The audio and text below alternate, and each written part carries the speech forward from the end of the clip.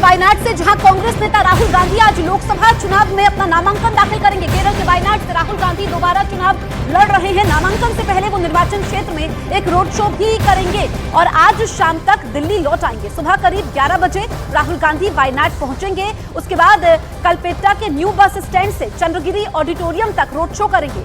12 बजे से 1 बजे के बीच में नामांकन दाखिल करेंगे। राहुल गांधी के नामांकन के समय प्रियंका गांधी भी मौजूद रहेंगी। साथ ही कांग्रेस के कई दिग्गज नेता भी राहुल गांधी के नामांकन के वक्त पहुंचेंगे और वायनाड से ही सांसद है। पिछली बार की अगर बात करें तो राहुल गांधी ने 5 लाख के वोटों से अंतर से जीत दर्ज की थी, लेकिन इस बार मुकाबला आसान नहीं होने वाला है। लेकिन नामांकन से पहले राहुल गांधी रोड शो करेंगे और इस रोड शो को शक्ति प्रदर्शन के तौर पर देखा जा रहा है। अरुण सिंह वायनाड से हमारे साथ लाइव मौजूद है। 11 बजे के करीब अरुण, राहुल गांधी पहुंचेंगे। आप बताइए कि इस वक्त माहौल क्या है, रोड शो को लेकर के क्या तैयारियां हैं, क्या तस्वीरें आप हमें दिखाने वाले हैं? देखिए, मैं तो सिविल स्टेशन के पास हूं जहां राहुल गांधी को अपना नामांकन पत्र दाखिल करना है। थोड़ी देर बाद एनी राजा जो लेफ्ट की कैंडिडेट हैं वो भी एक जुलूस के शक्ल में यहाँ पर आ रही हैं, वो भी नामांकन दाखिल करेंगे। देखिए, ये जो आप गेट देख रहे हैं, यहीं से राहुल गांधी को अंदर जाना है। भारी पुलिस बल यहाँ पर तैनात है और लोग भी जुटने शुरू हो गए हैं। कांग्रेस पार्टी के जो कार्यकर्ता हैं, मुस्लिम लीग के जो कार्यकर्ता, लेकिन दूसरी तरफ मैं दिखाऊं, राहुल गांधी को यहाँ भी आना है और यहाँ भी सिक्योरिटी के अरेंजमेंट आप देख लीजिए। जो कांग्रेस के नेता हैं वो 2 दिन पहले से ही यहाँ डेरा जमाए हुए हैं। यहाँ पैरामिलिट्री फोर्स के लोग भी लगा दिए गए हैं। तो एक तरह से अगर आप देखिएगा तो राहुल गांधी के दूसरी बार नामांकन करने को लेकर जो पहली बार जिस तरह की तैयारी थी, जब पहली बार वो यहाँ पर आ रहे थे और लोगों के अंदर जो इंथुजियाज्म था वो उतना उस स्तर पे नहीं दिखाई दे रहा। लेकिन हाँ, ये जरूर है कि कांग्रेस पार्टी के जो कार्यकर्ता हैं वो रोड शो की तैयारी कर रहे हैं और यहाँ पर ही राहुल गांधी 12:30 बजे के आसपास ये जो सिविल स्टेशन है यहीं पर अपना नामांकन दाखिल करेंगे। राहुल गांधी के नामांकन को लेकर देखिए लेफ्ट और कांग्रेस के बीच यहाँ पर ठनी हुई है। एनी राजा ने साफ तौर पर यह कहा कि राहुल गांधी कहीं से जीत सकते थे, यहाँ क्यों आ रहे हैं। कांग्रेस कह रही है कि वो यहाँ से सिटिंग एमपी हैं। 2009 से जब से सीट बनी है कांग्रेस के ही खाते में ये है, इसलिए उनका जेन्युइन दावा है। और कांग्रेस पार्टी ये दावा कर रही है कि पिछली बार 4,31,000 के वोटों के अंतर से जीते थे राहुल गांधी, इस बार मार्जिन बढ़ेगा। जसप्रीत, ठीक है अरुण, आप रहिए हमारे पास, लौटेंगे। तो राहुल गांधी आज नामांकन दाखिल करने वाले हैं। राहुल गांधी वायनाड सीट से नामांकन दाखिल कर रहे हैं। राहुल गांधी के नामांकन से पहले बीजेपी के उम्मीदवार सुरेंद्रन ने राहुल गांधी पर निशाना साधा और चुनाव में बीजेपी के जीतने का दावा कर दिया। सुनिए जरा। सुरेंद्रन जी, राहुल गांधी कह रहे हैं दूसरी बार भी जीतेंगे, उनकी पार्टी कह रही है। नहीं, I would like to ask Rahul Gandhi ji, what is, आपने जो सेकुलरिज्म के बारे में बड़ा बड़ा भाषण दे रहा हो ना, आपका सेकुलरिज्म में वन साइडेड है। आप क्यों अयोध्या में जा रहे हैं?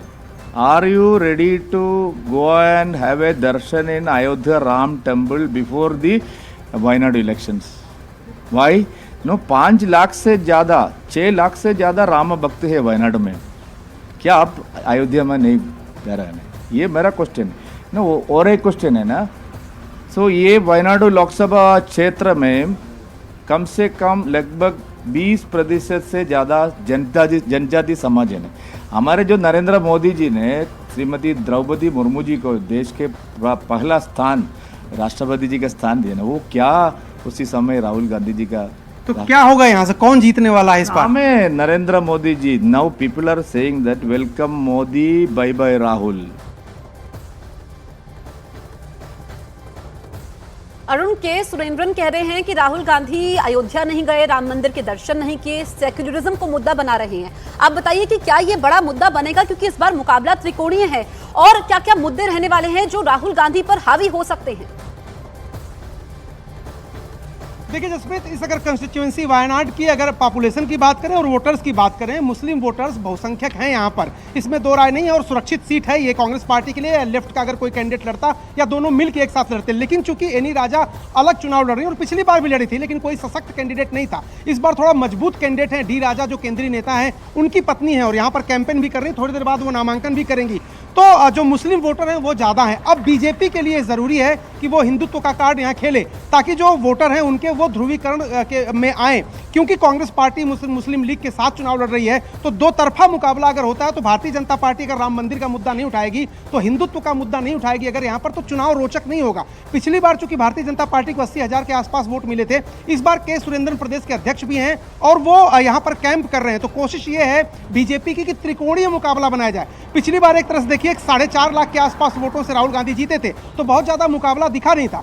इसलिए भारतीय जनता पार्टी अपनी हिंदुत्व की और उसके बाद राम मंदिर की जो बात की है के सुरेंद्रन ने, उससे आप साफ समझ सकते हैं वो अपने जो उनकी मजबूती है उस पर लड़ रहे हैं चुनाव, और कांग्रेस की जो मजबूती है सेकुलरिज्म, उस पर वो चुनाव लड़ रही है। तो दोनों के बीच मुकाबला है। लेकिन हाँ, इतना जरूर है कि पिछली बार की तरह इस बार जो जीत का मार्जिन राहुल गांधी का है उसको मेंटेन करने या बढ़ाने के लिए मेहनत करनी पड़ेगी कांग्रेस को, क्योंकि एनी राजा ठीक ठाक वोट लेके जाएंगी। यहाँ पर लेफ्ट की सरकार है, पिनरई विजयन की जो सरकार है, उसको लेकर के माहौल जो है थोड़ा सा, कांग्रेस ये कह रही है कि माहौल उनकी तरफ भी है थोड़ा, लेकिन कांग्रेस जीतेगी इसमें कोई दो राय। कांग्रेस के जो रणनीतिकार हैं वो नहीं मानते, उनका स्पष्ट मानना है कि इस बार मार्जिन 5 लाख की होगी, क्योंकि 1.5 लाख के आसपास वोटर इस कंस्टिट्यूएंसी में बढ़े भी हैं। तो एक बार फिर मैं अगर आपको दिखा दूं, यहाँ पर देखिए वायनाड का जो सिविल स्टेशन है, यहाँ पर राहुल गांधी 12:30 बजे के आसपास नामांकन दाखिल करेंगे, और एनी राजा जो लेफ्ट की कैंडिडेट हैं वो थोड़ी देर बाद यहाँ पर आएंगे। दूसरी तरफ सिक्योरिटी अरेंजमेंट की मैं बात कर रहा हूँ, चूंकि राहुल गांधी को यहाँ आना है, प्रियंका गांधी को यहाँ आना है, तो यहाँ पर सिक्योरिटी भी काफ़ी बढ़ा दी गई है, मजबूत कर दी गई है। बॉम्ब